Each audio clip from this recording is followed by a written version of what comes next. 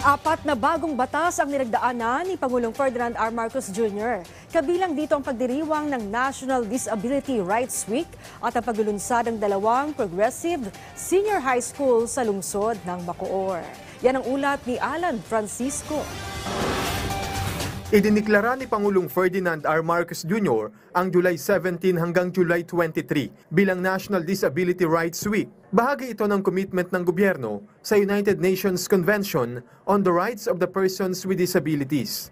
Alinsunod sa Proclamation No. 597 na nilagdaan ni Executive Secretary Lucas Bersamin, inaatasan ni Pangulong Marcos ang Department of Social Welfare and Development, katuwang ang National Council on Disability Affairs na manguna at pangasiwaan ng National Disability Rights Week. Ayon kay Pangulong Marcos, bahagi ito ng pagprotekta sa mga PWD at pagtiyak ng pantay na karapatan at kalayaan sa mga PWD.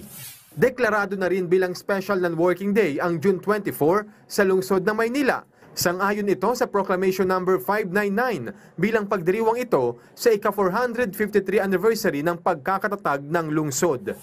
Pinirmahan ni Pangulong Marcos para maging batas ang Republic Act Numbers 12007 at 12008 na nagtataguyod sa senior high at elementary school sa Bacoor City, Cavite. Ito ang Progressive Senior High School sa Barangay Bayanan at Progressive Elementary School sa Barangay Molino 2. Nilagdaan din ni President Marcos ang batas na lumilika ng District Engineering Offices ng Department of Public Works and Highways sa Bukidnon, Negros Occidental, Bataan, Bulacan at Iloilo. Ang mga nasabing DPWH District Engineering Offices ay makatatanggap ng pondo mula sa taunang budget ng National Government. Alan Francisco, para sa Pambansang TV sa Bagong Pilipinas.